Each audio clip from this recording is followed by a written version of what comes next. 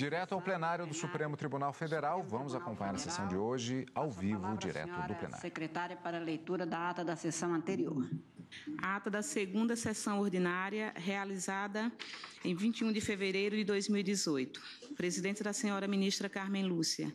Presentes à sessão, os senhores ministros Celso de Mello, Marco Aurélio, Gilmar Mendes, Ricardo Lewandowski, Dias Toffoli, Luiz Fux, Rosa Weber, Roberto Barroso, Edson Fachin e Alexandre de Moraes. Procuradora-Geral da República, doutora Raquel Elias Ferreira Dodge. Abriu-se a sessão às 14 horas, sendo lida e aprovada a ata da sessão anterior. Na ocasião, o plenário deu continuidade ao julgamento de 5 processos. Indago dos senhores ministros se há alguma anotação, retificação, observação a fazer sobre a ata. Se não havendo, declaro-a aprovada. Senhores ministros, na sequência, então, do que foi ontem acertado, damos continuidade ao julgamento das ações diretas de inconstitucionalidade 4.901, 4.902, 4.903, 4.937 e da ação declaratória de constitucionalidade número 42, dando ciência aos senhores advogados das ações que estão na sequência, que, se houver oportunidade, continuaremos ainda hoje, se não, na próxima sessão.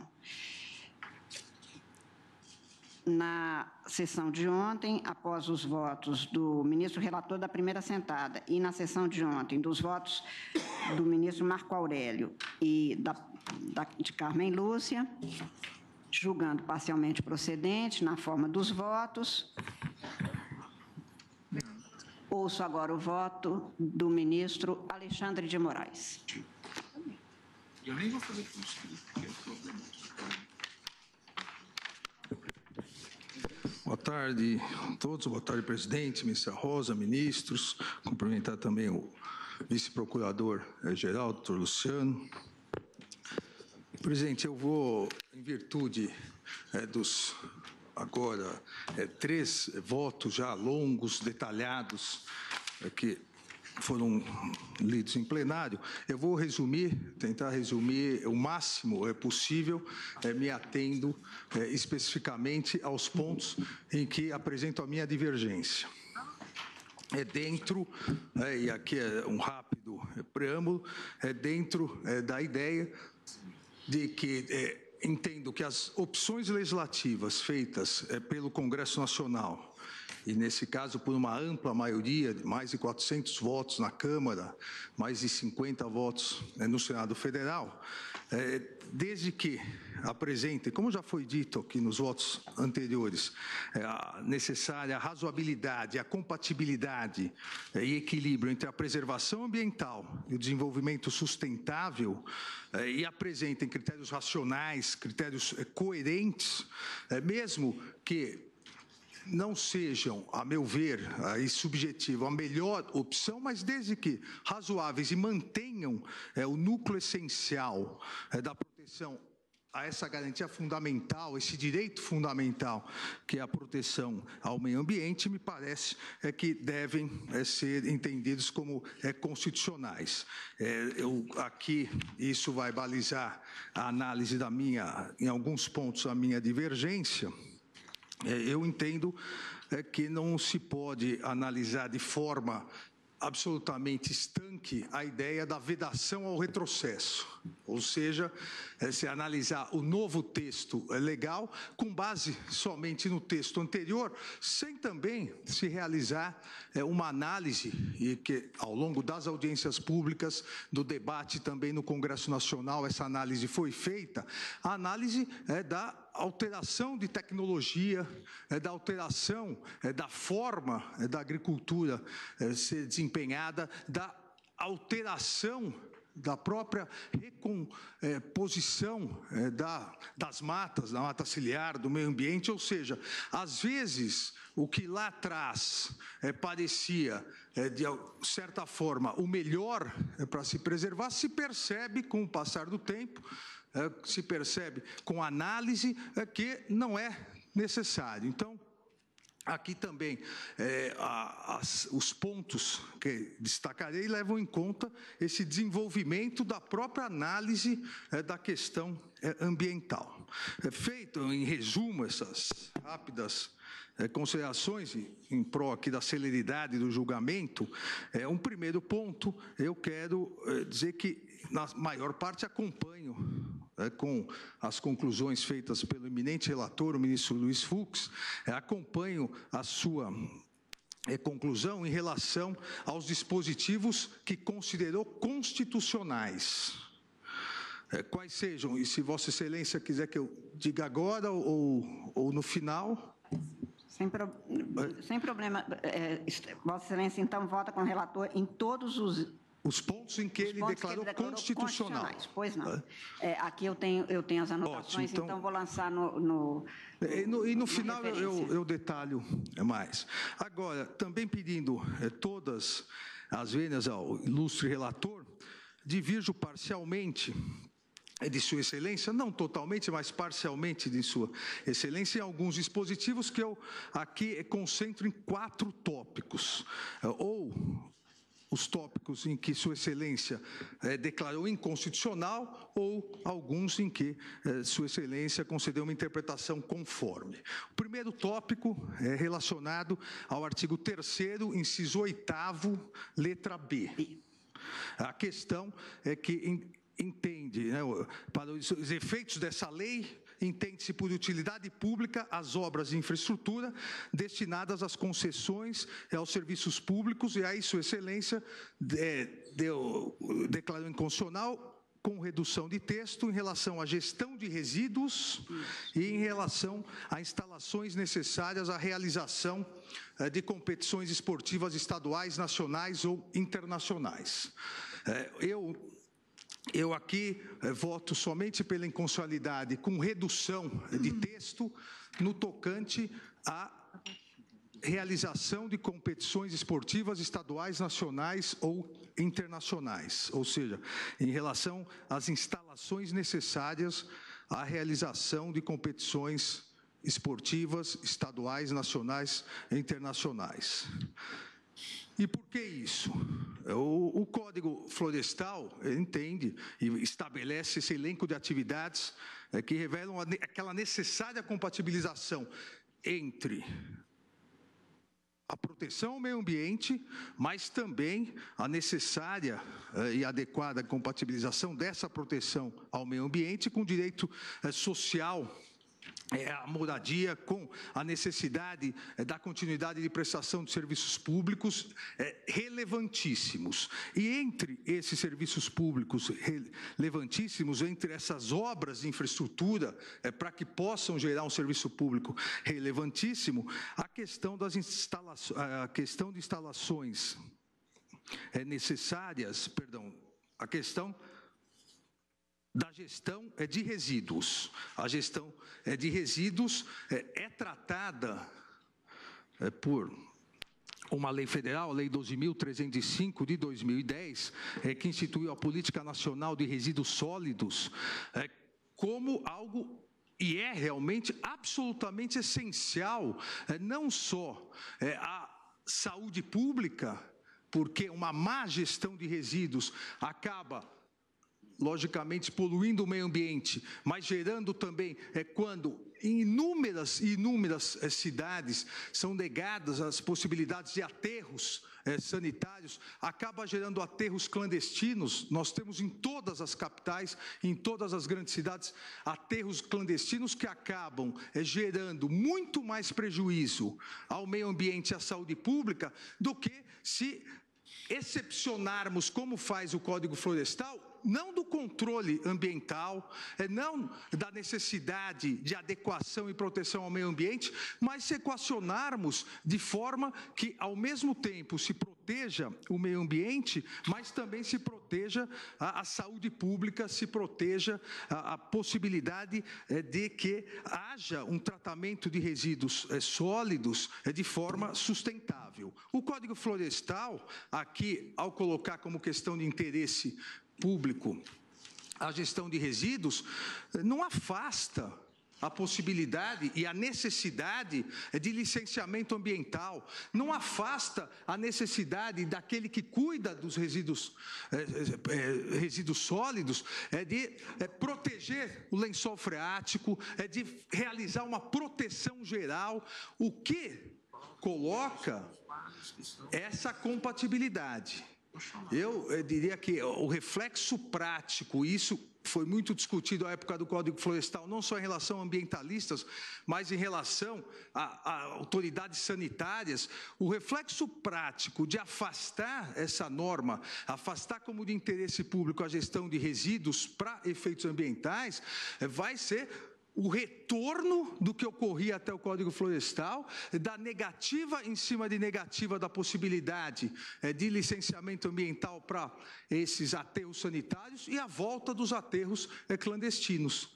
Isso gerava uma série de contaminações e doenças a todas aquelas famílias que moravam próximo.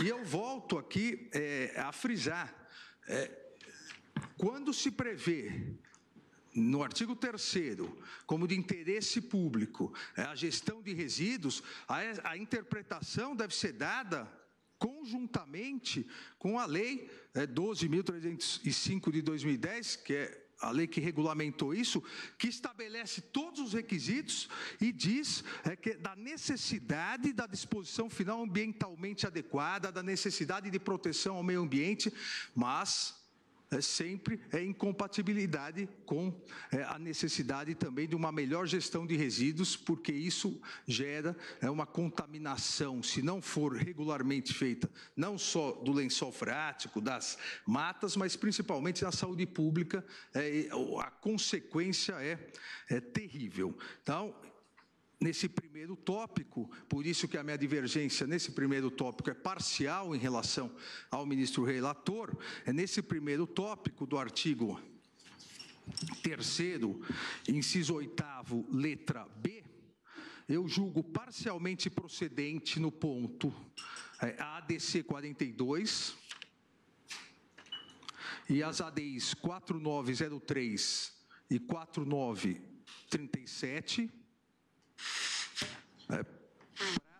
como fez Sua Excelência o relator, para declarar a inconstitucionalidade da expressão instalações necessárias à realização de competições esportivas estaduais, nacionais ou internacionais, declarando a constitucionalidade da expressão gestão de resíduos. Vossa Excelência acompanha o relator em parte, apenas quanto à a expressão gestão de resíduos, mas reconhece constitucional a expressão subsequente, assim lançado no o inverso, né? Inconstitucional. Atividade esportiva inconstitucional. E a gestão de resíduos constitucional. Exato. Exatamente. Lançado desse jeito. O segundo ponto, em que também parcialmente diverjo do ministro relator, artigo 3º, inciso 17, e também artigo 4º, inciso 4, que tratam da mesma questão. O artigo 3º, inciso 17, diz: para os efeitos dessa lei, entende-se por nascente afloramento natural do lençol freático que apresenta perenidade e dá início a um curso d'água. E o artigo 4º, inciso 4, diz: considera-se área de preservação permanente em zonas rurais ou urbanas, para os efeitos desta lei, as áreas no entorno das nascentes e dos olhos d'água perenes, qualquer que seja a sua situação topográfica, no raio mínimo de 50 metros.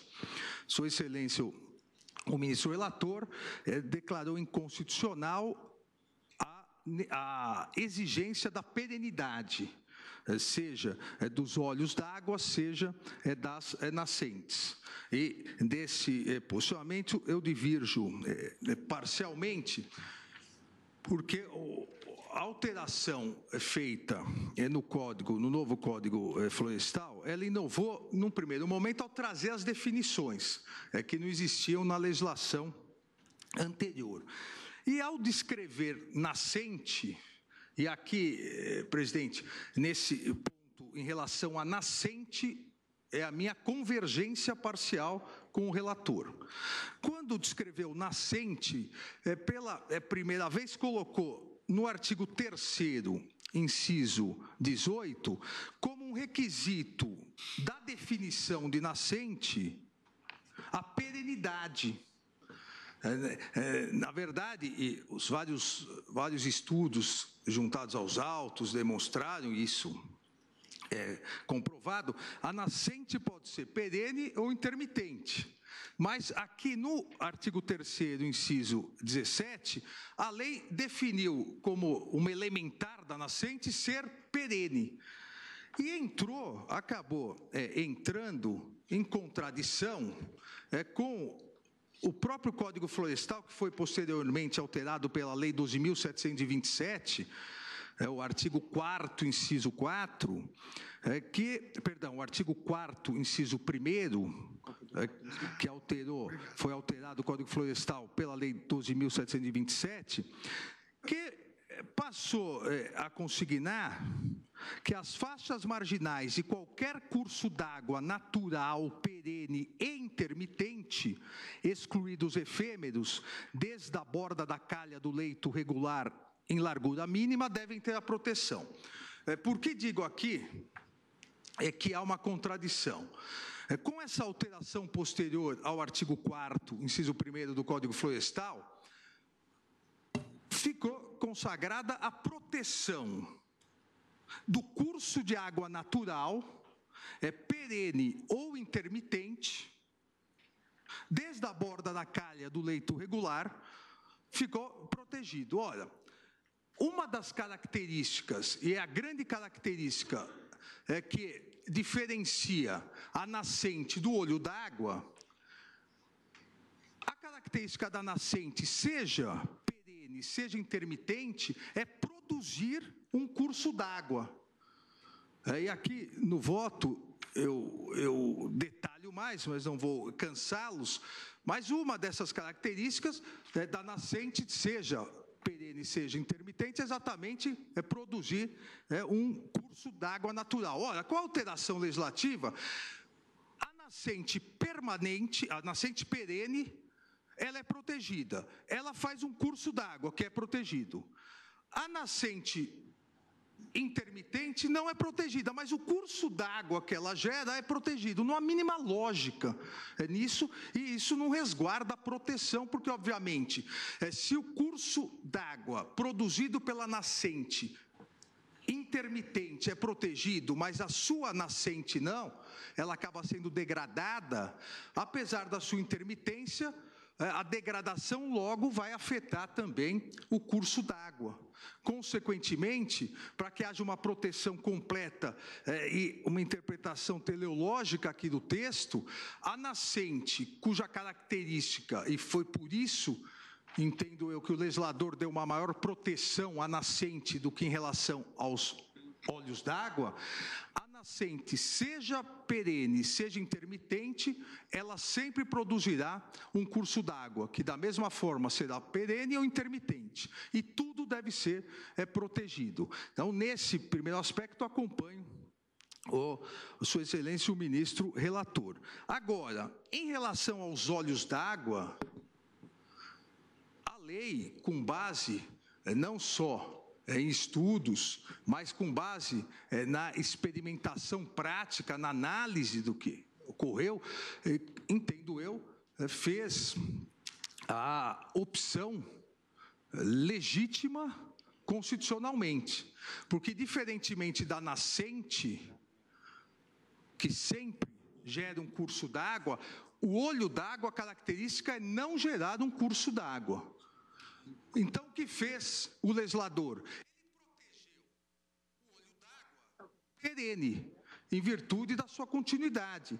Mas o olho d'água intermitente, o olho d'água que às vezes aparece de 5 em 5 anos, às vezes aparece uma seca, ou seja, as pessoas não tem segurança jurídica, porque quando se vende determinado lote, não se sabe daquele olho d'água, as pessoas, depois de 5, 6, 10 anos, aquele olho d'água volta, e isso tornaria irregular uma determinada obra.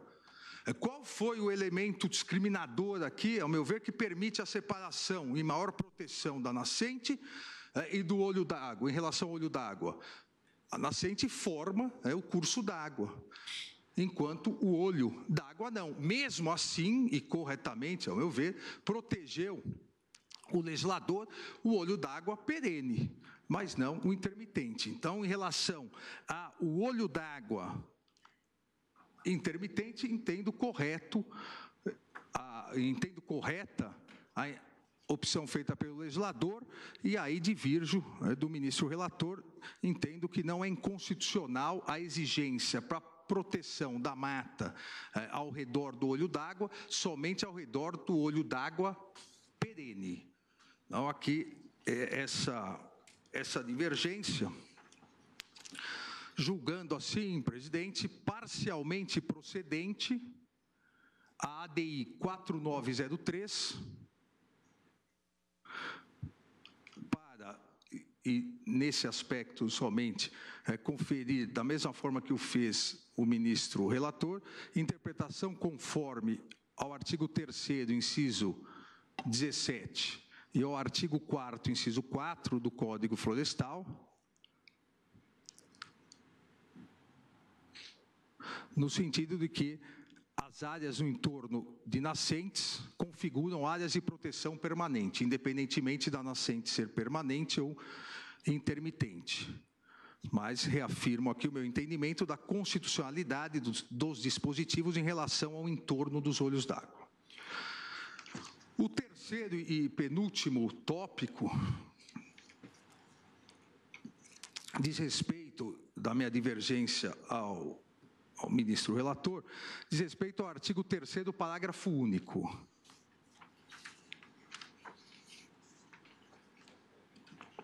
Que diz: para fins desta lei, estende-se o tratamento dispensável aos imóveis a que se refere o inciso 5º deste artigo, às propriedades e posses rurais, com até 4 módulos fiscais que desenvolvam atividades agro-silvipastoris, bem como as terras indígenas demarcadas e as demais áreas tituladas de povos e comunidades tradicionais que façam uso coletivo do seu território.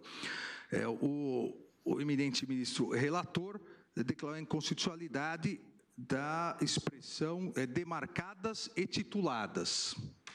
Entendo aqui, presidente, que o artigo 3º, parágrafo único, no primeiro momento, até faço essa observação, porque houve, por parte dos votos que me antecederam,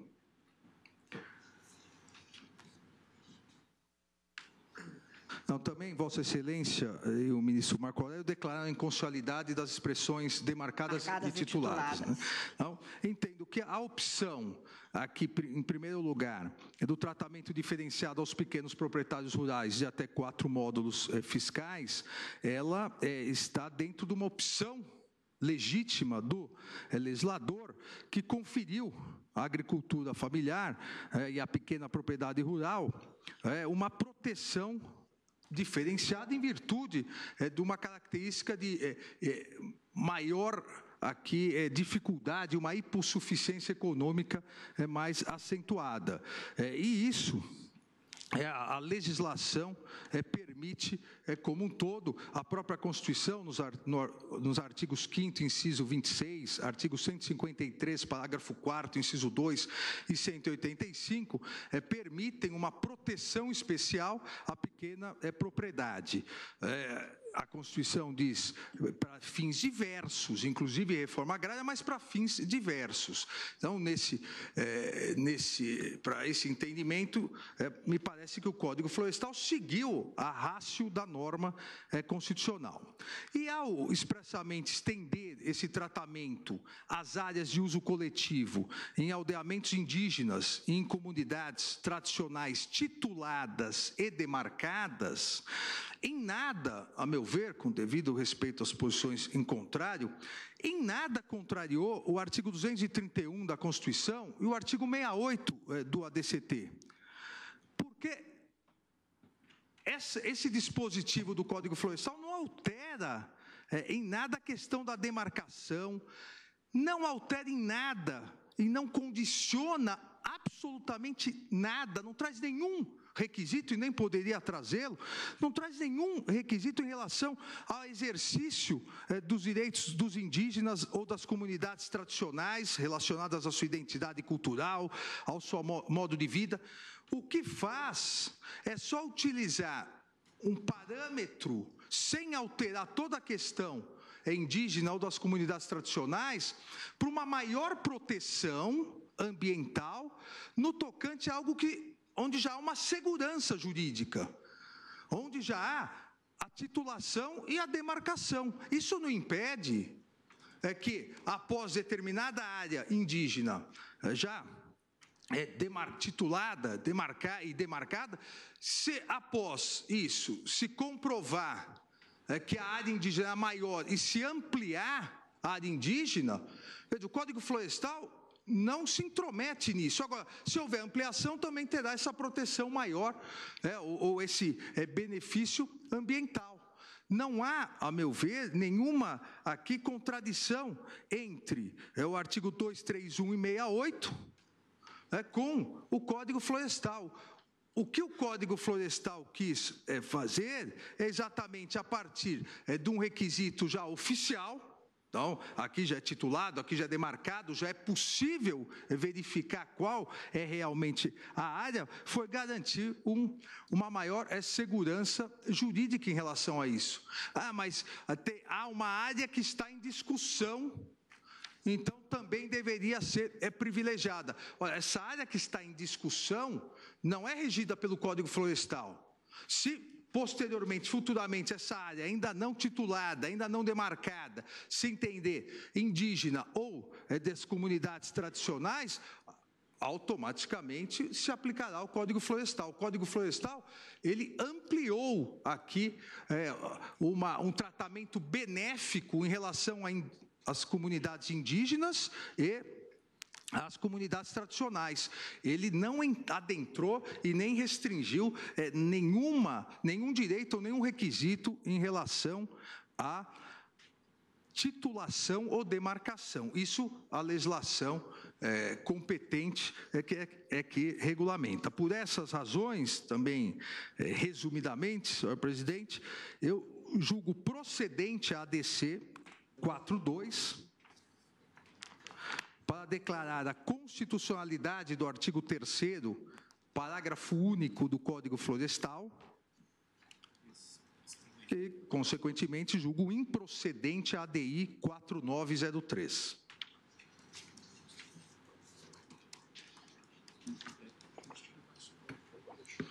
Por último, 4 pontos, ministro Fachin, falta um. Estou indo rápido. Por último, a questão da anistia e não só, eu diria, da anistia, mas também do programa de regularização ambiental previsto pela lei. Artigo 7º, parágrafo 3º, artigo 59, parágrafo 4º e parágrafo 5º, artigo 60, também todos que tratam da questão do programa de regularização ambiental e da anistia. Trata dos artigos 59, parágrafos 1º, 2º e 3º? Artigo 7º, parágrafo 3º. Sim. Artigo 59, parágrafo 4º e parágrafo 5º. E artigo 60. Obrigada. Aqui, presidente, entendo que o programa de regularização ambiental, que foi previsto pelo Código Florestal, a meu ver, estabeleceu uma razoável, ou seja, razoável, proporcional transição entre os dois sistemas legislativos, visando, e essa foi a finalidade do PRA, visando incentivar a regularização e estabilização das relações jurídicas anteriores, Mas sem, e esse é o ponto que me parece mais importante, sem transacionar em qualquer momento com a possibilidade de afastamento da recomposição obrigatória da vegetação, uma vez que é exigida a efetiva e integral recomposição do dano ambiental. Essa transição entre os sistemas legais teve como premissa básica o binômio manter, por obrigatoriedade constitucional, a recomposição integral do dano ambiental, mas também garantir a segurança jurídica daqueles que, à época, não tinham certeza sobre as normas aplicáveis. Me parece que esse é o ponto mais importante da discussão desses dispositivos legais, exatamente esse binômio. Não se afastou a obrigação dessas pessoas de recomposição ambiental. O que se estabeleceu é a possibilidade de regularização ambiental com uma transação em relação aos demais pontos, não a esse ponto importantíssimo e não transacionado. E por que se fez isso? Para se acabar com a insegurança jurídica que havia à época do momento que foi adotado o marco temporal. E aqui é uma questão importantíssima, porque o marco temporal 27 de julho de 2008 não foi um marco temporal escolhido aleatoriamente, foi o marco temporal escolhido em virtude de ser a data de edição do decreto 6.514, exatamente no dia do marco temporal, e que depois virou marco temporal, de 22 de julho de 2008. A partir disso, foi possível o estabelecimento de um marco legal de responsabilização e garantia da boa-fé e segurança jurídica. Antes dessa data, antes de 22 de julho de 2008, em relação a algumas autuações, em relação da aplicação de algumas normas, havia dúvidas jurídicas. E não só, ministro Alexandre, mas dispositivos normativos editados em medida provisória e decretos presidenciais que postergavam no tempo as sanções administrativas previstas na lei de 98. Exatamente. Então, segurança jurídica é fundamental aqui, e esse marco temporal, o memorial da Advocacia Geral da União, deixou bem claro a razão de sê-lo. Sim. O 22 de julho de 2008 é que faz com que os regimes se... Exatamente, porque o decreto 6514, ele estabeleceu aí sim qual seria o posicionamento. Alguns poderiam concordar, outros não concordar, mas a partir daí ninguém poderia dizer de boa fé que não sabia as regras do jogo. Antes havia dúvida. E a definição das infrações ambientais em âmbito federal, essa explicação para se comprovar o marco, foram colocadas em informação do próprio Ministério do Meio Ambiente, que, abre aspas, coloca na informação 181 de 2017, na instrução desse processo, a inserção do marco temporal relativo a 22 de julho deriva do fato de ter havido, naquela data, a publicação do decreto 6514, que dispunha sobre as infrações e sanções administrativas ao meio ambiente e estabelecendo o processo administrativo federal para apuração dessas infrações, regulamentando a Lei 9.605, de 12 de fevereiro de 1998, como se referiu o ministro Toffoli. Nesse lapso havia, inclusive por parte das autoridades, havia uma dúvida sobre a aplicação, procedimento. A partir dessa regulamentação, ninguém mais de boa fé poderia dizer que não conhecia a regra do jogo. Então, aqui, e também foi salientado no parecer da Advocacia Geral da União, a partir dessa edição,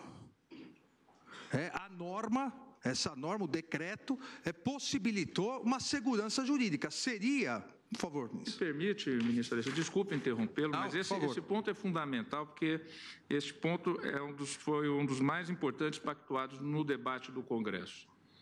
O marco temporal de 22 de julho de 2008 não significa que o dano ambiental ocorrido antes não tenha que ser recomposto. O marco temporal não significa que está perdoando o seu dano ambiental anterior. Muito pelo contrário.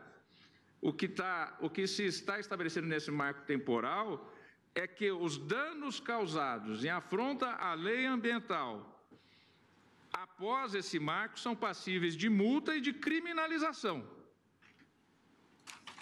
E mais, vem o Código Florestal e diz: os proprietários rurais poderão aderir ao termo para exatamente assumindo o dano anterior, regularizar e recompor, nos termos do Código Florestal, a vegetação e o meio ambiente e os danos causados.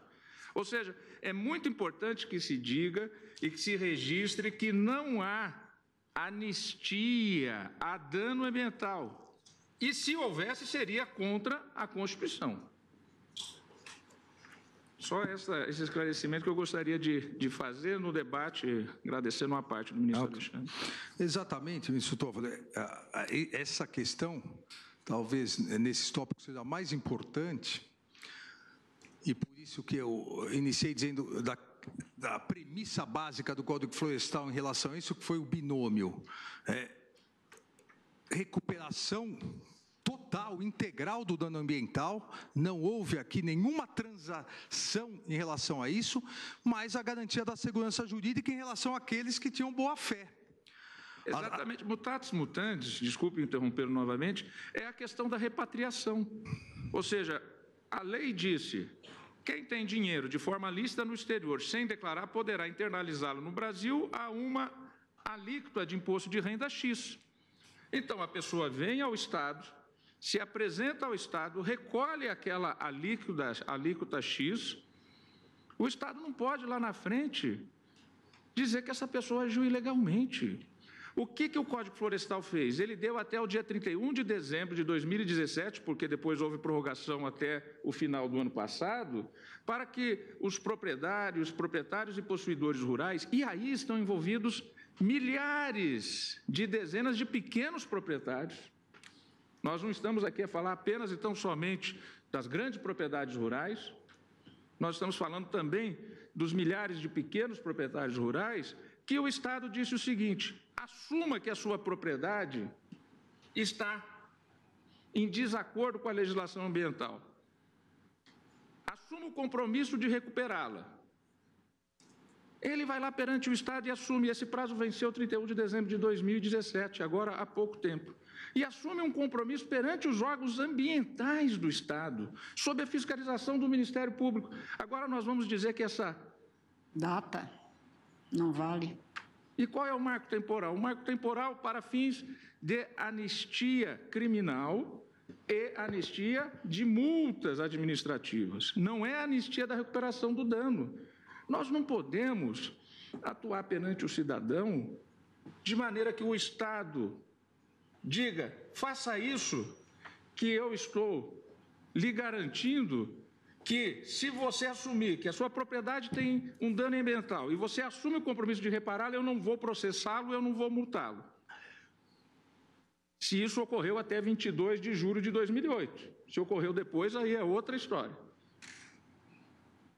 E veja, os fatos ocorridos após já são 10 anos atrás. Nós temos que trabalhar com a segurança jurídica. E volto a dizer, não está perdoado o dano ambiental. Muito pelo contrário, o que o Código Florestal procurou fazer foi exatamente chamar estas pessoas, proprietárias, possuidores, a recuperar. E quem vai ao interior percebe a olhos vistos que isso está ocorrendo. Inclusive saiu uma matéria na Globo News recentemente, exatamente falando da recuperação da Mata Atlântica nos estados do Rio de Janeiro, de São Paulo e do Paraná, que é fruto exatamente, principalmente dessas áreas dos pequenos proprietários. Não, exatamente, em virtude disso, e completando aqui o raciocínio, vejamos, 10 anos depois, se essa norma é declarada ou for declarada inconstitucional, todos aqueles que até 2008 já se presumia boa-fé, exatamente porque não havia o decreto. Todos aqueles que, e são milhares no Brasil todo, regulamentaram a partir disso, aceitaram a recomposição do dano, porque, como reiterou o ministro Toffoli, que eu havia dito anteriormente, em momento algum o Código exime a responsabilidade ambiental pela supressão indevida da vegetação. Todos aqueles que entraram em acordo com o governo, fizeram tudo corretamente, recuperaram o dano, eles vão poder sofrer todas as consequências, mesmo estando de boa-fé antes de 2008 e depois, porque eles aderiram ao plano de recuperação de boa-fé, porque o Código Florestal assim admitia. E a questão realmente importantíssima, parece, é a questão de que o marco temporal ele não foi aleatoriamente escolhido. A partir daquele momento, 22 de julho de 2008, ninguém mais poderia alegar boa-fé ou desconhecimento da regulamentação, aí sim, do procedimento administrativo e da aplicação das sanções do Código da Lei de 98. Agora, também ninguém, e essa é outra questão importante de ressaltar novamente, ninguém antes de 22 de julho de 2008 está isento de reparar o prejuízo causado, o impacto causado no meio ambiente. Isso não foi transacionado. Consequentemente, não há, a meu ver aqui, nenhuma inconstitucionalidade nos artigos 7º, parágrafo 3º e 17, parágrafo 3º. Porque o que eles fazem, assim como os demais, que vou citar mais adiante, eles abrandam algumas consequências, mas as consequências reflexo, não a principal. O dano ambiental deve ser reparado. Da mesma forma, a previsão dos artigos 59 e 60, o Programa de Regularização Ambiental, que também o que visou é a regularização jurídica de situações antes marginalizadas. Com isso, ampliou-se a possibilidade do alcance da ação administrativa em favor da regeneração das áreas degradadas. O ministro Toffoli citou matérias e, realmente, verificando essa última década, em viagens no interior, não só de São Paulo, outros estados, se verifica que realmente houve uma recuperação. Até porque, se não recuperar aquele antes de 2008, ele não tem nenhum dos benefícios. Eu diria, foi uma anistia em relação ao reflexo, uma anistia condicional, uma suspensão condicional da pena. Ou seja, se não houver recuperação, você perde tudo que você obteve.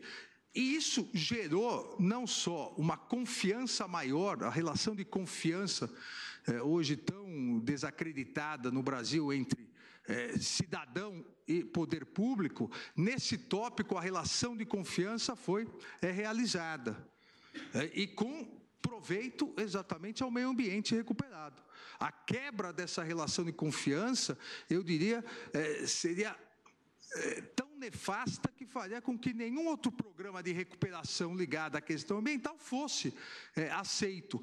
E me parece aqui também, e esse é um argumento importante que foi lançado, mas me parece que aqui não ocorreria ou não ocorrerá o que pode-se dizer de, mas e aqueles que hoje continuam degradando à espera de um novo marco temporal que os anistie das responsabilidades decorrentes.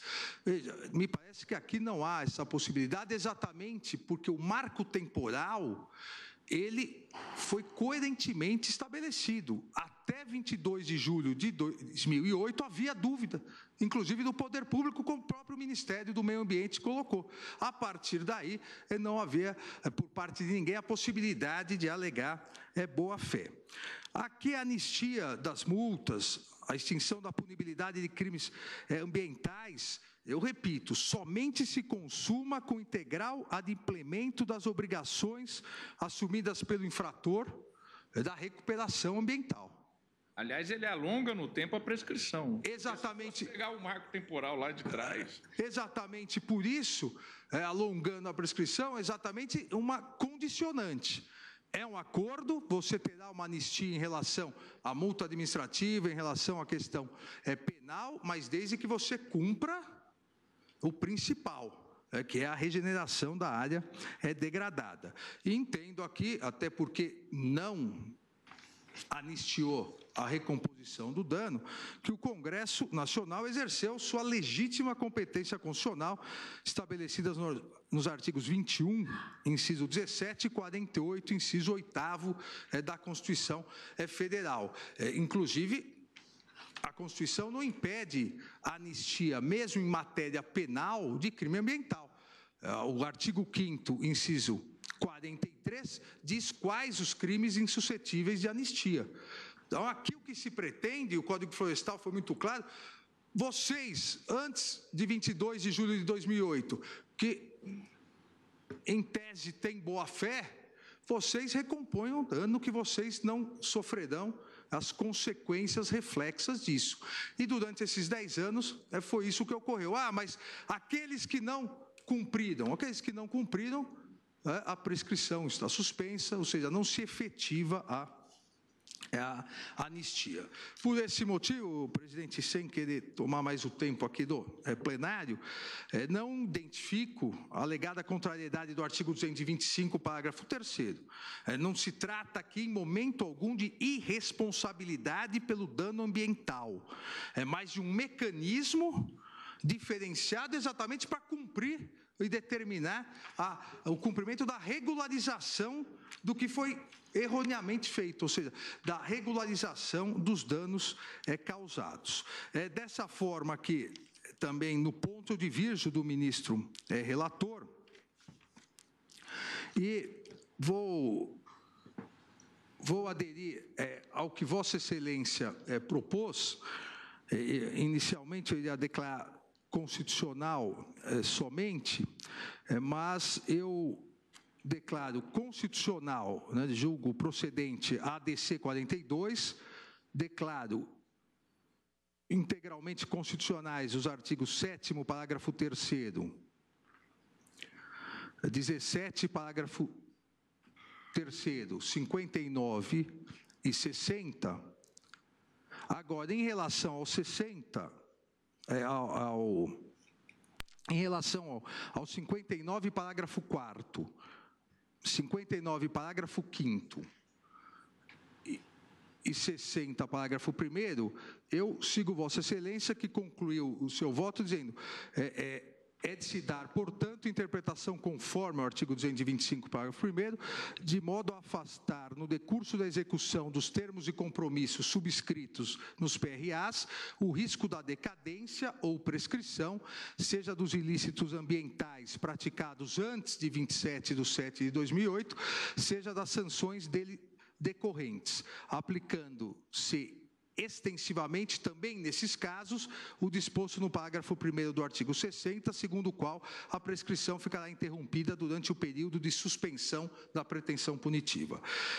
Assim, voto, presidente, e se Vossa Excelência, acho que já notou, se permitir, ou quiser, eu leio o final geral. Em parte só do relator, eu anotei em quais pontos, até porque em alguns pontos, como no caso do artigo 3º, inciso 8, a linha B é só em parte, porque é só gestão de resíduos que Vossa Excelência acolhe, o outro não. Eu anotei todos, okay. Acho que correto. Então é assim o meu voto, presidente. Agradeço a Vossa Excelência, ministro Edson Fachin. Senhora presidente, eminentes pares, começo com os cumprimentos que faço ao relator, eminente ministro Luiz Fux, que trouxe o tema de forma acutíssima, como ordinariamente acontece nos votos de Sua Excelência. Cumprimento também o ilustre ministro Marco Aurélio, que ao antecipar o seu voto, dentre outras virtudes do voto de Sua Excelência, ao menos no nosso caso, poupou um conjunto relevante de observações que, em minha declaração de voto, teria a fazer, e também cumprimento Vossa Excelência pelo voto vista que trouxe e que praticamente arrematou as questões que, em nosso voto, seriam suscitadas. Eu não posso deixar de também referir as contribuições importantes que tivemos nas sustentações orais, por todos os que ocuparam a tribuna naquele momento. Vou juntar a declaração de voto e estou fazendo chegar às mãos de Vossas Excelências o extrato de meu voto, ou seja, não gostaria de preocupar Vossa Excelência, porque o resumo tem 48 páginas. E é esse resumo que estou a fazer chegar às mãos de Vossa Excelência e, evidentemente, não irei ler. Também fiz anexar a esse resumo um pequeno quadro de 3 páginas, onde estou explicitando as conclusões que cheguei, tomando como ponto de partida o voto do eminente ministro relator, passando pelas conclusões que depreendi do voto do eminente ministro Marco Aurélio e as conclusões que depreendi do voto de Vossa Excelência, ministra presidente. Nesse resumo, apenas gostaria de enfatizar, como também está no voto, as primeiras páginas, mais de uma dezena, procure estabelecer conceitos e premissas para o exame desta causa, que evidentemente é complexa. Não há dúvida alguma que, ao lado da relevância, a complexidade desta causa emerge, e por isso, antes de adentrar no exame tópico a tópico, procurei expor aqui a questão atinente à efetividade do direito de preservar e restaurar os processos ecológicos, a integridade desse direito de terceira geração, que é o direito ao meio ambiente, a interpretação que se pode dirigir do ponto de vista da hermenêutica adequada à tutela do direito inscrito no caput do artigo 205 da Constituição. Citei também na fundamentação o que veio exposto no âmbito do princípio da precaução no recurso extraordinário 835558, também pelo eminente ministro relator, ministro Luiz Fux. Fiz referência ao caso apreciado pela Corte Interamericana de Direitos Humanos, caso Cavas Fernandes versus Honduras, e a opinião consultiva que foi solicitada àquela Corte pela República da Colômbia, emitida em 15 de novembro do ano passado, sobre a obrigação dos Estados de prevenir danos ambientais dentro ou fora de seus territórios. Eu também faço referência à interdependência entre preservação e restauração, bem como preservação da diversidade e da integridade do patrimônio genético do país. Também nessas premissas estou examinando algo que aqui está numa das dimensões nucleares do debate e da deliberação que está em curso, que é a atividade do Poder Legislativo à luz do parágrafo 3º do artigo 225 da Constituição da República Federativa do Brasil.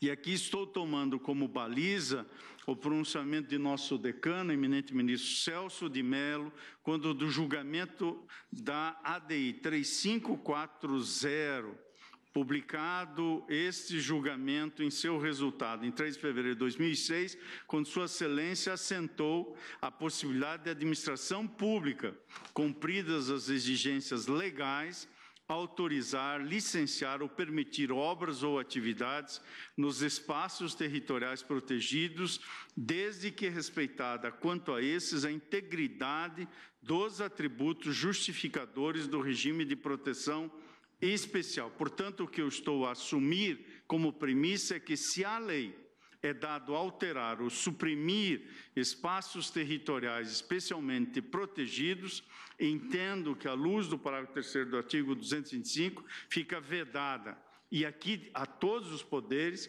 qualquer utilização dessas mesmas áreas que comprometa a integridade dos atributos que justificam a sua proteção.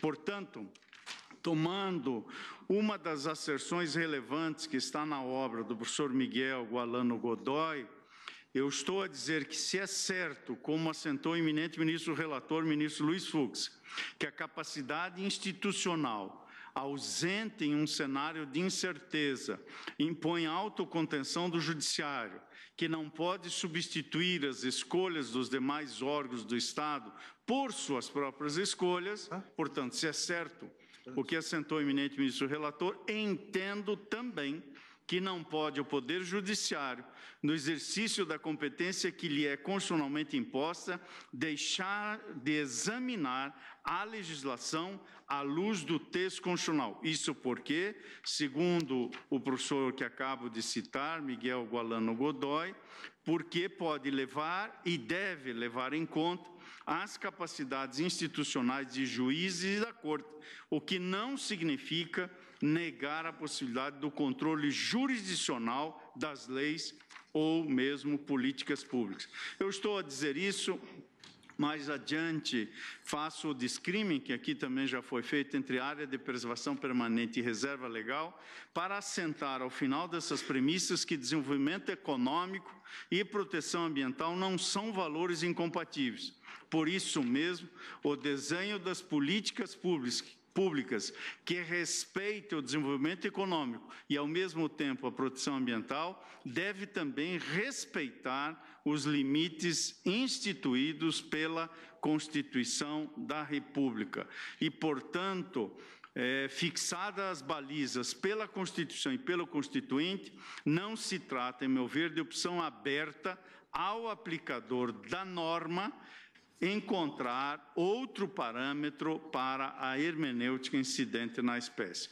Esta é a síntese das premissas, senhora presidente, e como vossas excelências poderão ver, eu vou me referir, senhora presidente, diretamente àquilo que restou de eventual divergência, porque no mais permito-me não fazer referência, e farei na ordem crescente dos dispositivos, conforme esse singelo quadro ou pequena tabela, escusando-me do excesso de didatismo que estou distribuindo a Vossa Excelência. Portanto, no que diz respeito ao artigo 3º, inciso 8º, letra B, inciso 9º, estou acompanhando o eminente relator na declaração de inconstitucionalidade que trouxe em seu voto.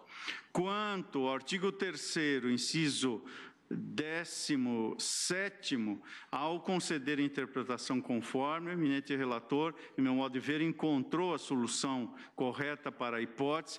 Aqui também estou acompanhando o ministro Luiz Fux. Também acompanho o ministro Luiz Fux nas seguintes disposições.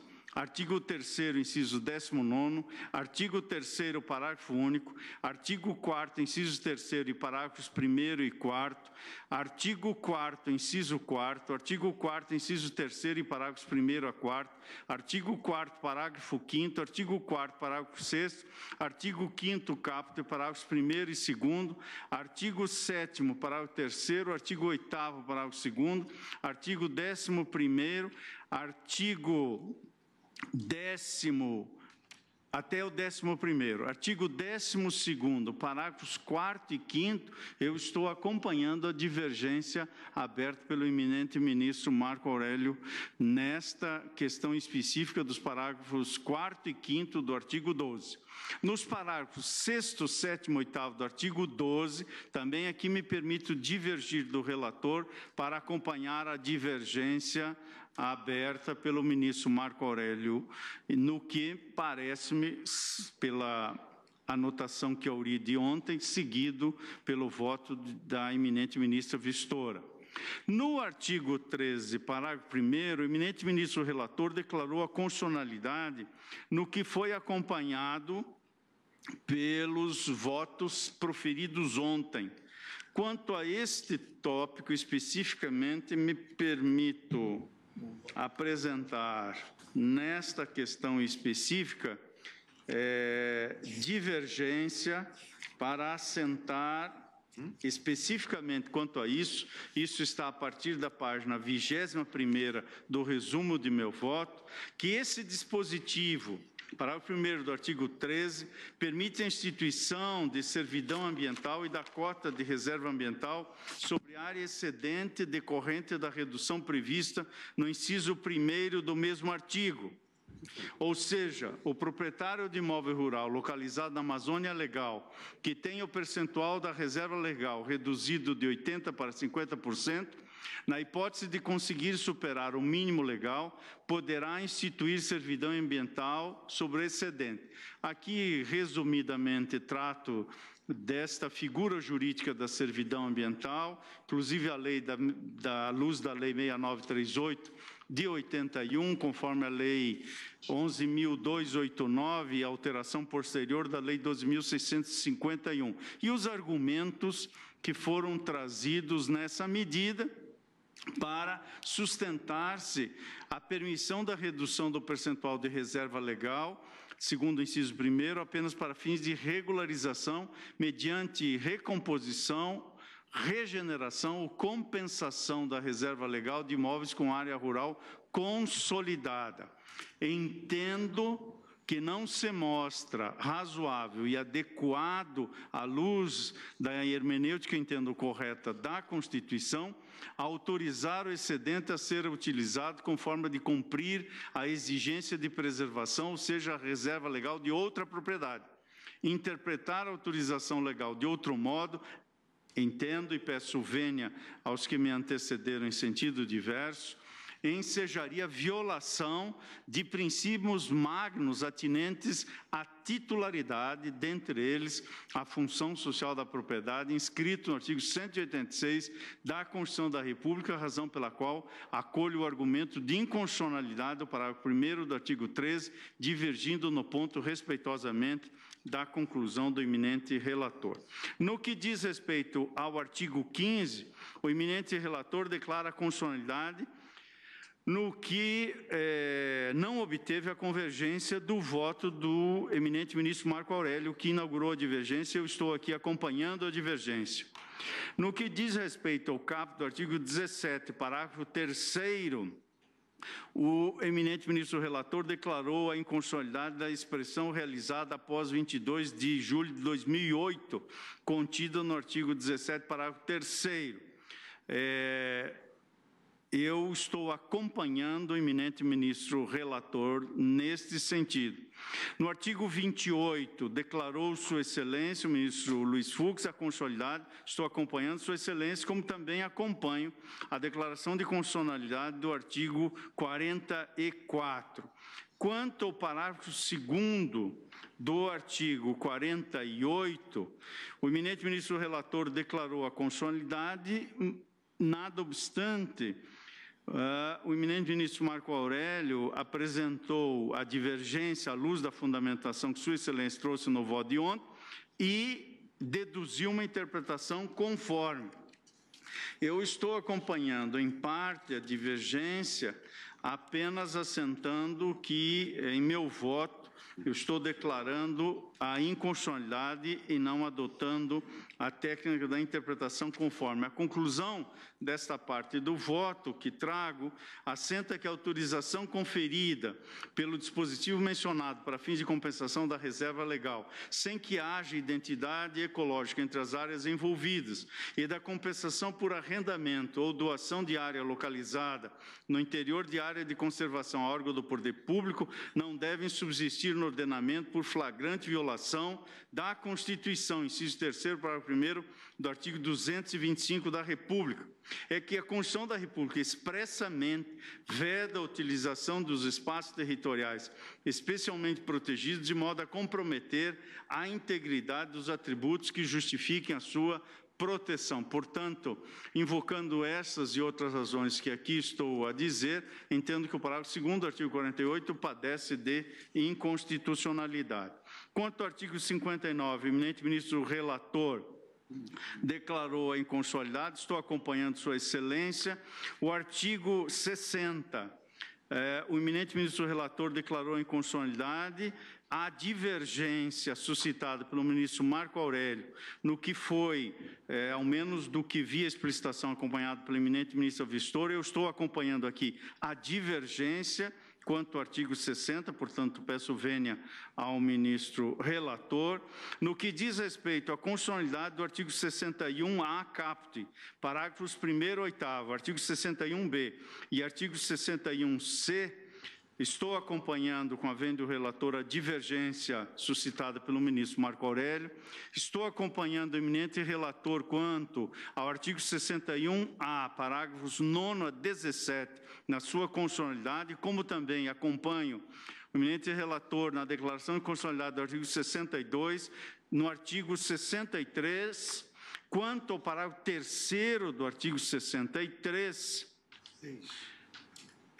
6. Perfeitamente. Quanto ao parágrafo 3º do artigo 63, aqui peço vênia ao eminente relator para acompanhar a divergência, mas ir além, com toda a vênia, da divergência suscitada pelo voto do eminente ministro Marco Aurélio, para também declarar inconstitucional este parágrafo 3º, à luz das razões que explicito no voto, nomeadamente a página 35, onde inscrevo que a autorização conferida pelo artigo 66, parágrafo 1º, nomeadamente inciso 2º, para a recomposição da reserva legal com espécies exóticas no limite de 50% da área total ser recuperada, entendo não encontrar abrigo no texto constitucional. O artigo 225, parágrafo 1º, inciso 2º da Constituição, determina que a incumbência do poder público preservar a diversidade e a integridade do patrimônio genético no país.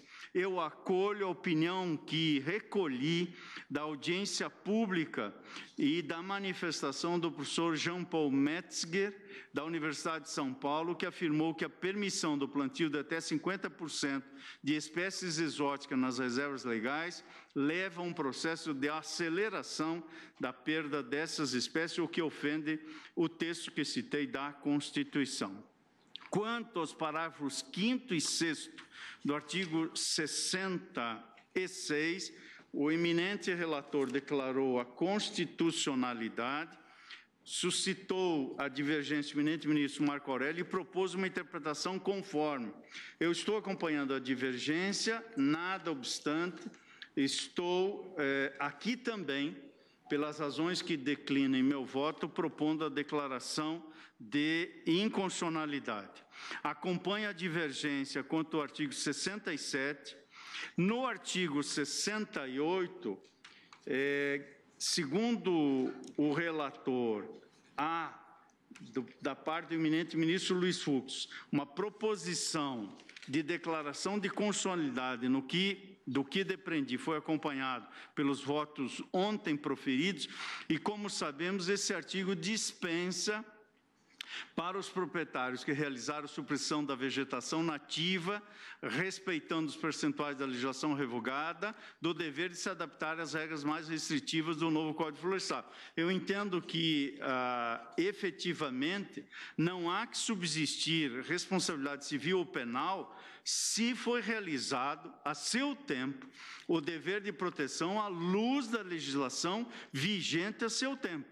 Não entendo sustentável aplicar retroativamente, nesta hipótese, as novas disposições, se houve recomposição, como diz a lei, especialmente no parágrafo 1º, ou no seu caput, mais propriamente dito,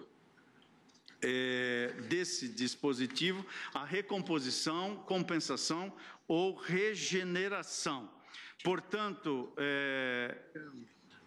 eu estou a acompanhar aqui o raciocínio e a reflexão e a argumentação trazida, nada obstante, entendo que seria possível uma leitura, e que essa leitura entendo inconstitucional, no sentido de que o artigo 68 dispensaria do dever de recomposição tanto o proprietário que desmatou em área permitida quanto aquele que o fez em área de preservação permanente. É que esse dispositivo especificamente se remete à reserva legal.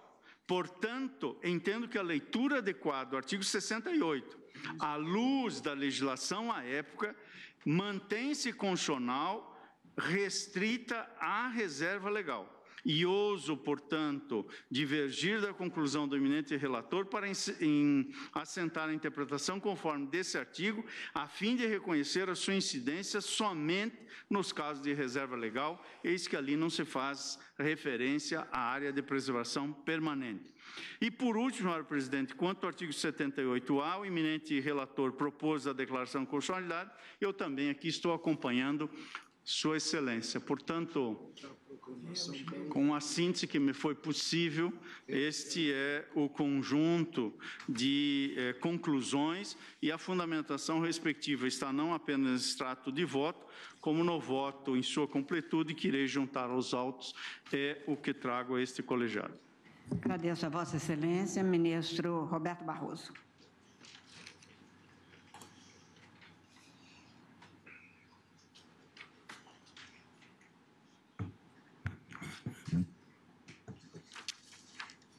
Mais um voto divergente aqui, vai ser impossível tabular isso depois. Presidente, vou fazer um voto muito simples. Vossa Excelência me permite, eu conversava com o ministro Ricardo Lewandowski quanto à dispersão de votos. Isso. E dizia, Sua Excelência, se fosse presidente, depois da tomada dos votos, eu adiaria a proclamação para fazer uma garimpagem. Eu vou tentar facilitar ao máximo. Eu estou hoje com uma folha colorida, de tal maneira que cada voto com a mesma cor, eu sei onde ele está. Na conclusão, claro. Eu também mandei fazer um quadrinho, cada vez que um votava, um quadrinho novo. Já estou até perdido aqui nos quadrinhos. Presidente, eu vou fazer o seguinte, eu vou ler a ementa do meu voto em que eu assento as minhas premissas teóricas brevemente e, em seguida, vou proferir o meu voto, que é substancialmente coincidente com o do relator, salvo os poucos pontos que vou apontar. E, portanto, apenas para encadeamento do raciocínio e para registro, digo eu nos itens da minha ementa.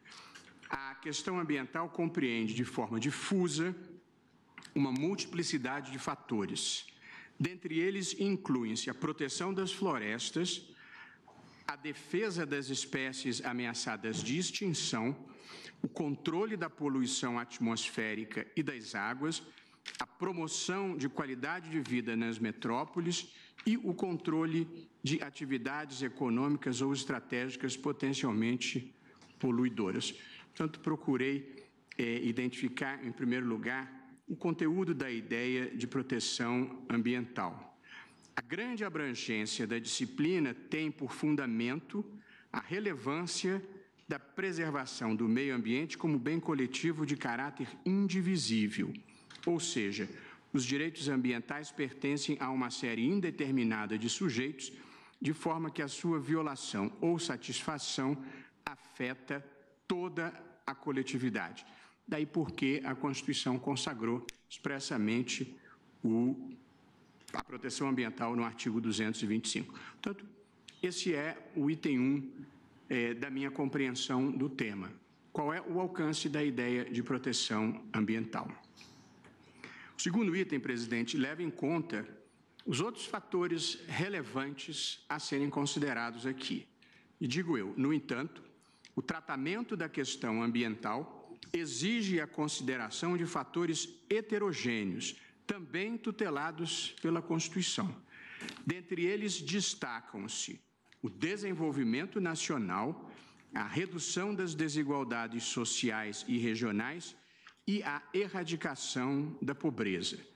A necessidade de compatibilização de valores constitucionais contrapostos faz com que o intérprete, a fim de conferir máxima efetividade aos princípios em questão e preservar a unidade da Constituição, tenha de avaliar medidas restritivas à luz do princípio da proporcionalidade ou do mandamento da proporcionalidade, recorrendo à técnica da ponderação. Nesse contexto, surge a ideia de desenvolvimento sustentável, compreendido como aquele apto a atender às necessidades básicas das gerações atuais e futuras, viabilizando, ao mesmo tempo, a renovação dos estoques atuais de recursos. Portanto, presidente, o que estou aqui dizendo é que o meio ambiente desfruta de especial proteção constitucional, mas, por evidente, esta proteção há de ser compreendida em ponderação com outros valores como o desenvolvimento nacional, a redução das desigualdades e a erradicação da pobreza. Portanto, no item 1, defini o que entendo por meio ambiente, no item 2, os outros fatores a serem levados em consideração, e agora considero, do ponto de vista constitucional, igualmente importante, em termos de separação de poderes, considerar a liberdade de conformação do legislador. Digo eu, então, no item 3 do meu voto. Pressupõem-se legítimas as escolhas de critérios norteadores da política pública de proteção ao meio ambiente e a eleição de mecanismos razoáveis de incentivo à sua proteção por parte do legislador e do administrador.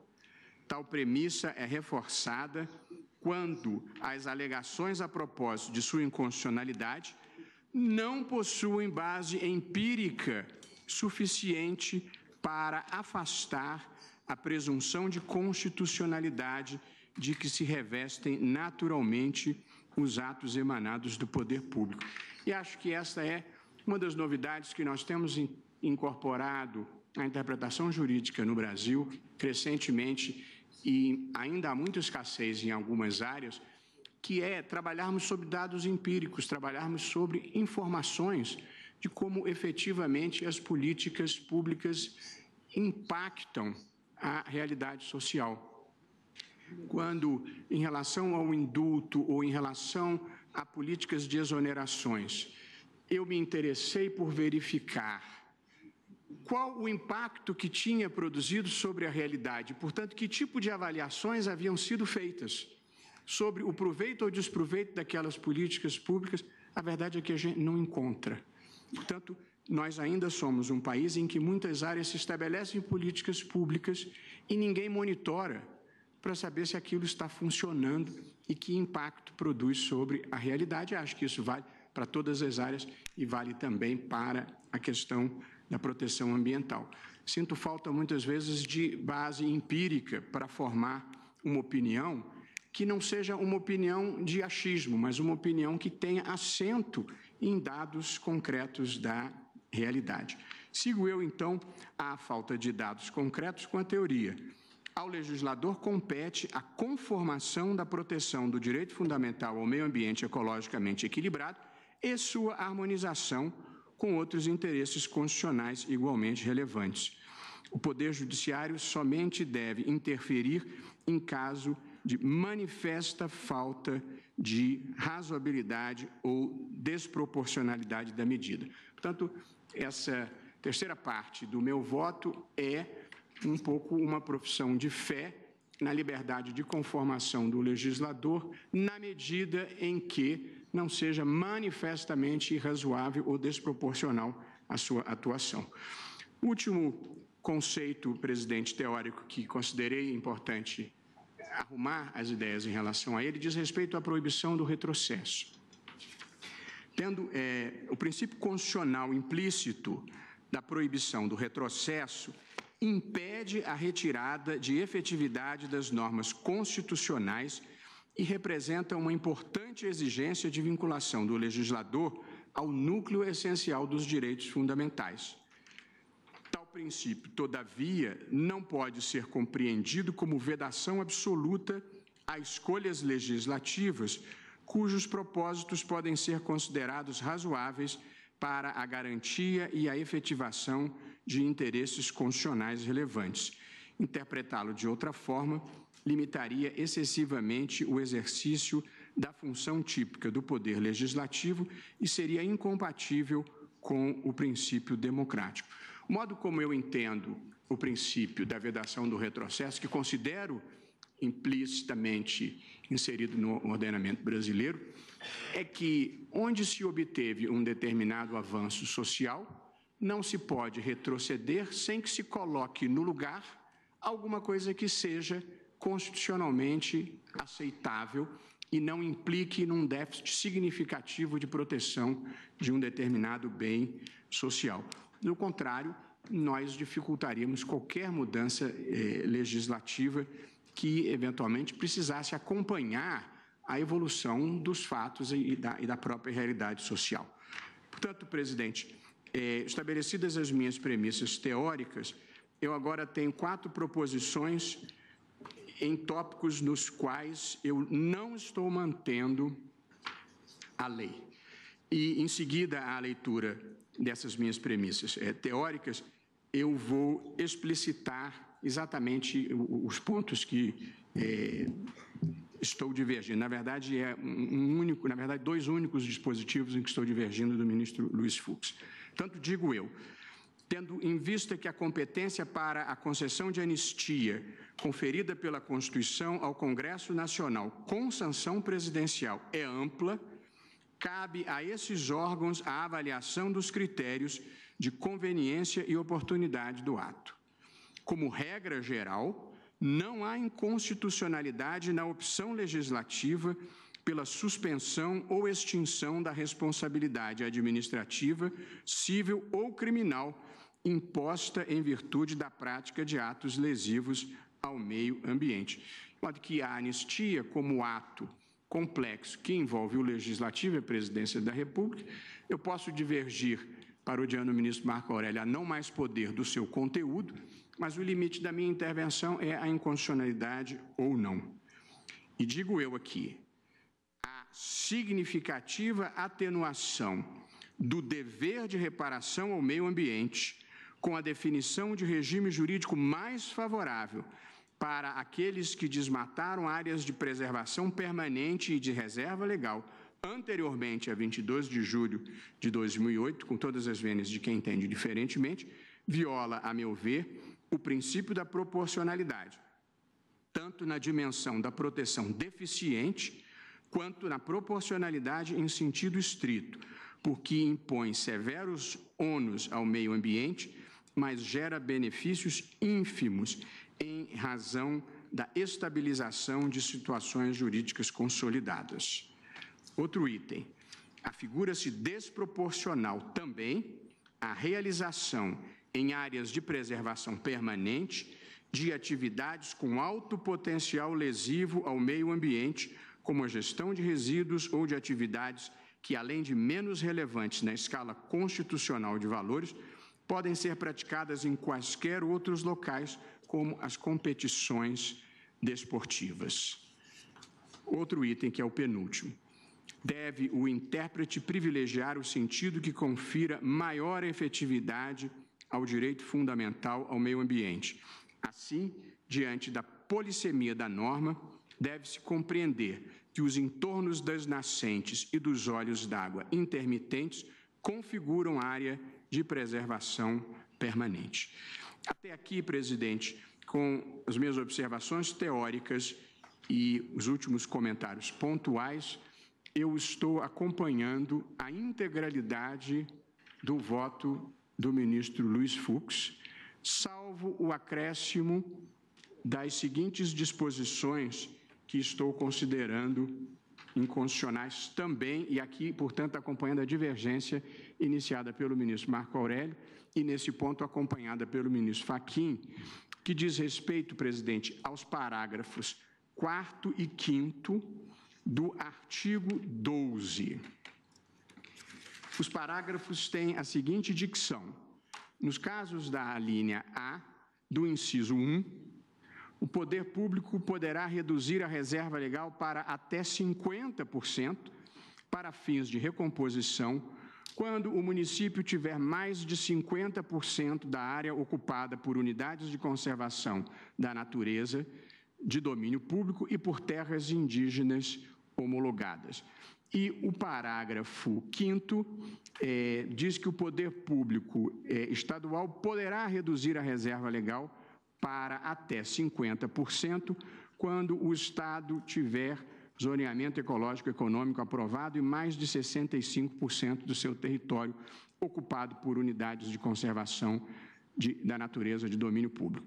Aqui, presidente, esses dois dispositivos permitem a redução para 50% da área de reserva legal da Amazônia Legal, que, como regra geral, deve corresponder a 80%. Portanto, neste particular aqui, considerando a proteção especial que a Constituição dá à floresta amazônica e, por consequência, também à Amazônia Legal, eu estou entendendo que estes dispositivos não subsistem ao teste dos deveres de proteção impostos constitucionalmente à Amazônia. Como já disse aqui, eu acho que o Brasil ainda trata a Amazônia como se fosse um passivo, uma liability, e não como ela é um dos mais valiosos ativos do mundo e talvez o espaço de mais rica biodiversidade do mundo, ou o segundo espaço da mais rica biodiversidade do mundo. E o mundo precisa da Amazônia e o Brasil precisa da Amazônia. E, portanto, eu acho que nós devemos pensar verdadeiramente uma política de desmatamento líquido zero, que significa recompor prontamente tudo aquilo que inexoravelmente venha a ser desmatado. E acho, de lege constituciones e de lege ferenda, que o Brasil e talvez o mundo devesse pensar formas de recompensar a Amazônia pela manutenção da floresta. Nós temos que transformar a manutenção da floresta em algo mais valioso do que a sua derrubada. Até porque, com a expressiva, absurda, criminosa política de desmatamento que vigiou por muitos anos, o produto interno bruto da Amazônia não aumentou nenhum ponto percentual. Portanto, nós destruímos a floresta sem melhorar a vida das pessoas. De modo que era preciso incluir a preservação da Amazônia com prioridade máxima num projeto de preservação da floresta e tornar social e economicamente mais interessante preservá-la do que derrubá-la. Por essa convicção, presidente, e pela proteção constitucional dada à floresta amazônica, no artigo 225, parágrafo 4º, que faz menção especial a ela, eu estou considerando inconstitucional os parágrafos 4º e 5º do artigo 12, na minha única divergência com o voto do ministro Luiz Fux, a quem cumprimento não só pela sofisticação do raciocínio, mas também pela forma arrumada com que apresentou a matéria e facilitou enormemente a compreensão de todos nós. É como voto, presidente. Vossa Excelência acompanha a divergência quanto aos parágrafos 4º e 5º do artigo 12. E apenas. Pois não. Agradeço a Vossa Excelência. Ministra Rosa Weber. Senhora presidente, eu estava aqui a pensar que essa nossa votação parece um verdadeiro caleidoscópio, né? O que talvez justifique e explique por que no Congresso Nacional foram feitas 70 audiências públicas com relação ao tema e nós ficamos com essa enorme dificuldade com visões particulares. Eu vou me limitar, senhora presidente, a dizer a quem eu acompanho, né? Porque as fundamentações já foram extensivas, já foram extremamente percussientes e eu apenas me permito ainda louvar o belíssimo voto do ministro Luiz Fux, o voto percussiente de Vossa Excelência, o voto também do ministro Marco Aurélio e dos colegas que me antecederam. Eu acompanho o eminente relator, senhora presidente, ou melhor, eu vou dizer onde eu divirjo do eminente relator, acho que fica mais fácil, porque na imensa maioria dos dispositivos eu estou acompanhando o voto do eminente ministro Luiz Fux. Eu acompanho Vossa Excelência, senhora presidente, quanto ao artigo 7º, parágrafo 3º da lei. Acompanho a divergência do ministro Luiz Roberto Barroso quanto ao artigo 12, parágrafos 4º e 5º. Acompanho a divergência de Vossa Excelência quanto ao artigo 12, parágrafos 6º, 7º e 8º. Acompanho a divergência do ministro Edson Fachin com relação ao artigo 15. Acompanho a divergência de Vossa Excelência quanto ao artigo 17, caput e parágrafo 3º. Acompanho ainda a divergência de Vossa Excelência, ministra Carmen Lúcia, quanto aos artigos 59 e 60.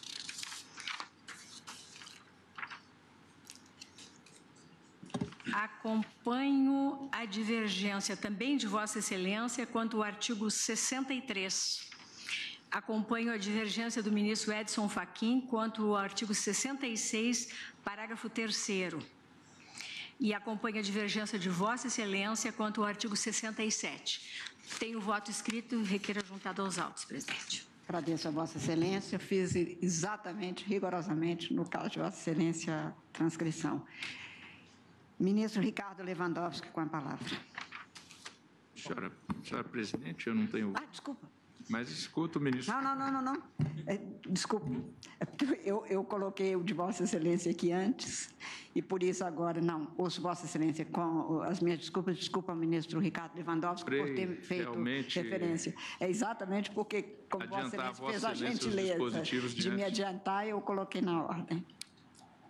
Eu inicio, senhora presidente, dizendo que o tema, embora extremamente complexo, mas os votos trazidos, especialmente nos votos que foram expressados, embora resumidos diante da complexidade do tema, pelo ministro relator Luiz Fux e na data de ontem pelo ministro Marco Aurélio e por Vossa Excelência, muito facilitaram a todos nós a compreensão. A questão aqui não é um caleidoscópio, não é com a devida vênia, é uma dificuldade. A questão é que são muitos dispositivos atacados. Esta é a questão.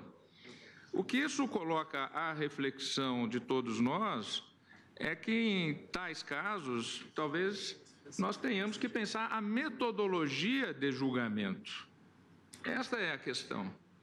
Exatamente são muitos os dispositivos. E, realmente, são muitos os olhares, são muitas as óticas, mas se nós verificarmos com os mandamentos dos votos, há uma síntese em determinadas posições.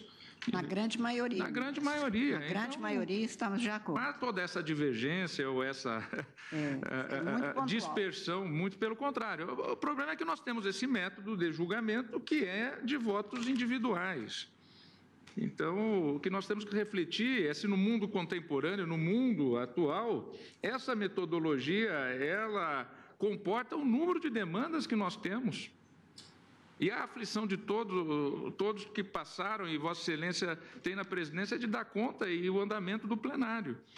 Então, essa é uma questão que eu penso que nós estamos e temos que conversar. O ministro Barroso ontem mesmo publicou um artigo a respeito da repercussão geral, da questão da repercussão geral, chamando à reflexão da necessidade de repensarmos esse específico instrumento. E eu penso também que nós...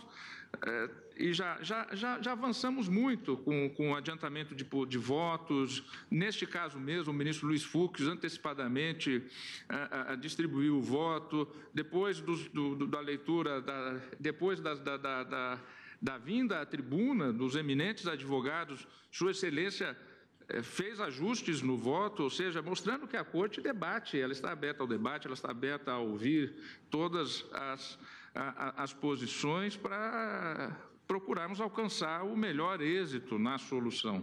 Então, eu penso que a questão aqui, ela em si é extremamente relevante e dificultosa do ponto de vista prático por conta da quantidade de dispositivos impugnados e do número de ações. E tanto temos ações de inconstitucionalidade como de declaratória de constitucionalidade. Também preciso registrar, além da beleza do debate, dos votos, da profundidade dos votos proferidos, das manifestações de todos que vieram à tribuna, é importante registrar aqui o trabalho que o Congresso Nacional fez nos debates deste tema tão dificultoso, que envolve tantos segmentos e setores da sociedade brasileira.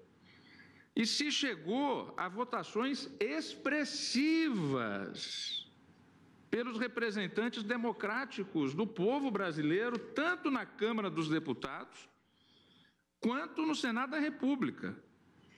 O número de votos que este Código Florestal recebeu, se fosse uma emenda constitucional, estaria aprovado. Se fosse emenda constitucional, se fosse uma proposta de emenda constitucional, ele estaria aprovado pelo número de votos que recebeu na Câmara dos Deputados e no Senado da República.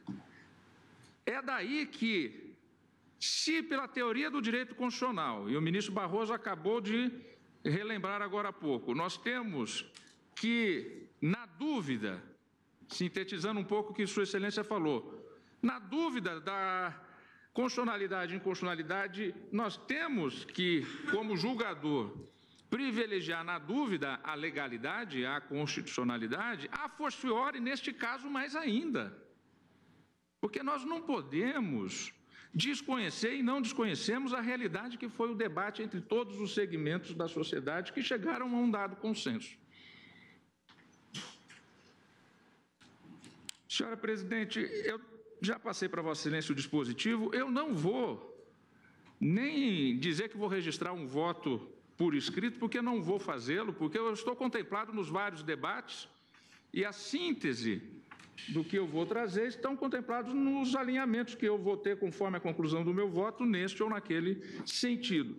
Mas um tema eu gostaria aqui de registrar, que eu penso que é da maior relevância, me escusando porque já debati este tema, interrompendo o voto trazido pelo ministro Alexandre de Moraes de maneira sintética, que é a questão da anistia. Novamente eu vou dizer, a anistia não é para todo ou qualquer um que tenha cometido crime ambiental ou sido submetido a uma fiscalização ambiental.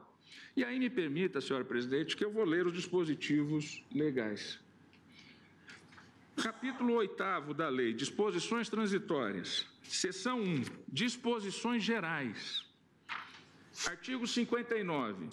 A União, os Estados e o Distrito Federal deverão, no prazo de 1 ano, contado a partir da data da publicação desta lei, prorrogável por uma única vez por igual período, por ato do chefe do Poder Executivo, implantar programas de regularização ambiental, PRAs. Então, são programas de regularização ambiental para incentivar aquelas áreas que não estão conforme a lei ambiental a adequá-las, de posses e propriedades rurais, com o objetivo, e diz a lei expressamente, de adequá-las. Parágrafo 1º. Na regulamentação dos PRAs, a União estabelecerá em até 180 dias, a partir da data da publicação desta lei, sem prejuízo do prazo definido no caput, normas de caráter geral, incumbindo-se aos Estados e ao Distrito Federal o detalhamento por meio de edição de normas de caráter específico, em razão de suas peculiaridades territoriais, climáticas, históricas, culturais, econômicas e sociais, conforme preceitou o artigo 24 da Constituição Federal. Parágrafo 2º. A inscrição do imóvel rural no CAR, que é o Cadastro Ambiental Rural, previsto em capítulo anterior da referida lei. O proprietário ou possuidor tem que ir lá e cadastrar a sua propriedade. Para fazer esse cadastro, ele tem que fazer um levantamento da situação geotopográfica da propriedade, dizendo onde é que estão as áreas ambientais, cursos d'água, nascentes, olhos d'água. Ou seja, o Estado está dessa maneira obtendo para si todo um mapeamento do território nacional, o que é muito bom e muito positivo. Então diz, permitam-me o aborrecimento com a leitura. A inscrição do imóvel rural no CAR é condição obrigatória para a adesão ao PRA, que é o Programa de Regularização, devendo essa adesão ser requerida no prazo estipulado no parágrafo 3º do artigo 29 desta lei, e que terminou em 31 de dezembro de 2017. Parágrafo 3º do 59. Com base no requerimento de adesão ao Programa de Regularização Ambiental, o órgão competente integrante do sistema, que é o Sistema Nacional de Meio Ambiente, convocará o proprietário ou possuidor para assinar o termo de compromisso, que constituirá título executivo judicial.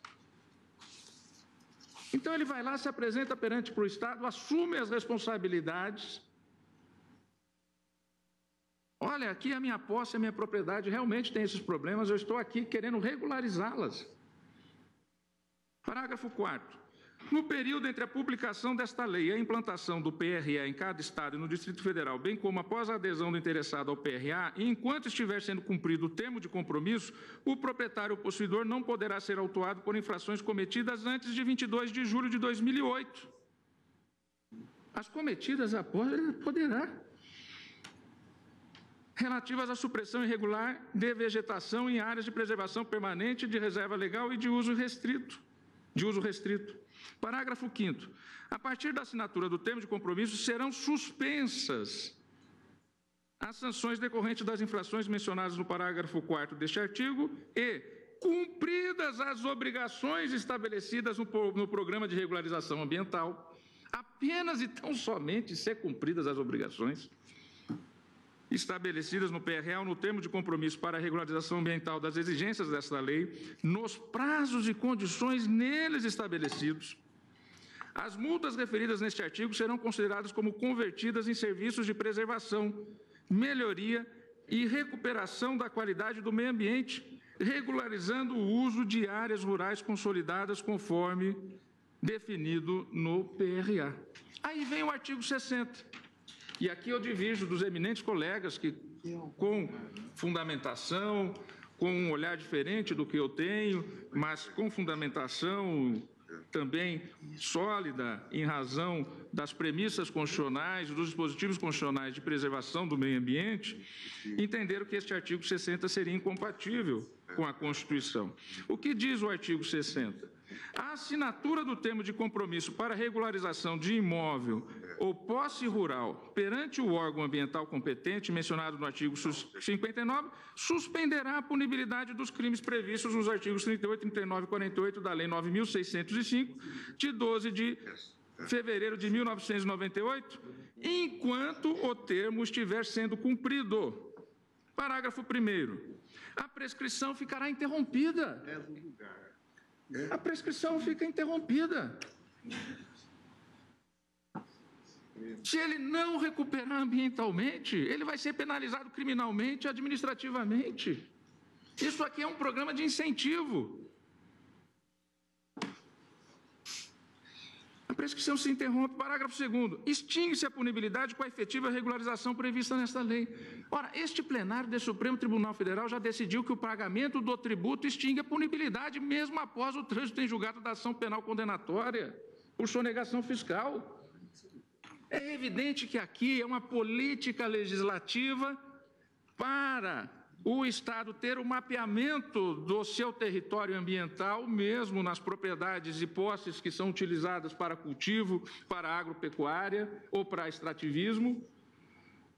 E os proprietários e possuidores foram aos órgãos ambientais, acreditando no Estado. Mutatis mutandis, senhora presidente, eminentes colegas, eu disse o mesmo que estou dizendo agora em relação aos termos de colaboração premiada, em julgamento ocorrido em junho de 2017, quando disse que não pode o Estado dizer ao colaborador que se ele colaborar com a descoberta de delitos e de organizações criminosas, depois o Estado não vai honrar com o compromisso assumido. Vossa Excelência, me permite? Pois não. Mas é preciso que o agente do Estado tenha autorização constitucional e legal para prometer, para fazer esse acordo. Muitas vezes, data vênia, não existe. O representante do Estado não tem esta autorização para fazê-lo. Esse tema está em discussão, se é o Ministério Público, se é a polícia ou se são ambos. E a Justiça.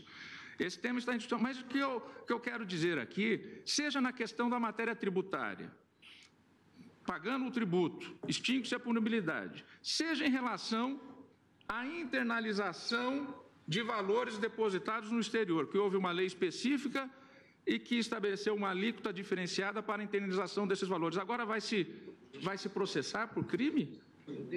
Por crime de não declaração de conta no exterior junto ao fisco ou junto ao Banco Central do Brasil? Ou seja, o Estado diz para o cidadão, haja de tal sorte que você terá tal benefício. Aí o cidadão age de acordo com o que a lei orientou e depois o Estado vai lá e diz, não, você é um criminoso. Aliás, o Estado só descobriu que era criminoso ou ilegal porque ele aderiu àquele programa. Aquele programa que, de uma maneira inteligente, através de um programa aprovado na Câmara dos Deputados por 400 votos, no Senado por 50 votos, quórum de emenda constitucional, estabelecido. Então, não é todo ou qualquer dano ambiental que está anistiado, ministra Rosa. E a anistia não é total, ela é suspensa. Ela é suspensa enquanto perdurar o compromisso. E se, ao fim e ao cabo, o possuidor ou o proprietário não recuperar aquela área ambiental, volta a correr o prazo prescricional administrativo, volta a correr o prazo prescricional judicial para a eventual incriminação penal. Com a devida vênia, nós não podemos, ao invés de pacificar, fazer com que os conflitos se aflorem mais ainda. Fazer com que o cidadão não confie nas leis do seu país. E volto a dizer, esse prazo se encerrou 31 de dezembro de 2017, há 2 meses atrás. Pedindo escusa e reiterando que é uma anistia que não é ampla e restrita, muito pelo contrário, ela é condicionada ao cumprimento com a devida vênia daqueles que entenderam o artigo 60 incompatível com a Constituição. Este é o ponto que eu destaco no meu voto. Eu estou a divergir para acompanhar o relator no ponto. Mas, de toda sorte, como prometi a Vossa Excelência, senhora presidente, eu vou apenas fazer a leitura do dispositivo do meu voto, que, em síntese, acompanho parcialmente o voto do relator, ministro Luiz Fux, e adiro também à proposta de interpretação conforme feita pelo ministro Marco Aurélio em relação ao artigo 48, parágrafo 2º, para votar nos seguintes termos. Primeiro, declaro a inconstitucionalidade das expressões gestão de resíduos e da expressão instalações necessárias à realização de competições esportivas estaduais, nacionais e internacionais, do artigo 3º, 8b, nos termos do voto do relator. 2. Concedo interpretação conforme aos artigos 3º, inciso 17 e 4º, inciso 4, no sentido de que os entornos das nascentes e dos olhos d'água intermitentes configuram área de preservação permanente, nos termos do voto do relator. 3. Declaro a inconstitucionalidade das expressões demarcadas e tituladas contidas no artigo 3º, parágrafo único, nos termos do voto do relator. 4. Atribuo interpretação conforme ao artigo 48, parágrafo 2º, para se determinar que a compensação da reserva legal ocorra apenas em área situada no mesmo ecossistema da área a qual a cota de reserva ambiental, CRA, está vinculada nos termos da proposta formulada no voto divergente no ponto do ministro Marco Aurélio. Veja-se, então, que deixo de acompanhar o relator nos pontos em que este declara a inconstitucionalidade dos artigos 7º, parágrafo 3º, e 17, parágrafo 3º, e dos artigos 59, parágrafo 4º e 5º, e 60, normas que reputo constitucionais. Portanto, considerando cada uma das ações isoladamente, eu julgo parcialmente procedente a ADC, e aí eu não vou ler aqui dispositivo por dispositivo, mas no dispositivo de voto que eu já passei a Vossa Excelência e que constará por escrito do meu voto, eu, então, individualizo cada uma das ações, exatamente dizendo os dispositivos atacados, os quais eu reputo constitucionais, e quais eu reputo inconstitucionais. É como voto, senhora presidente. Agradeço a Vossa Excelência e, nos termos regimentais, suspendo a sessão por 30 minutos. Eu tenho que retificar esse aqui, me passou.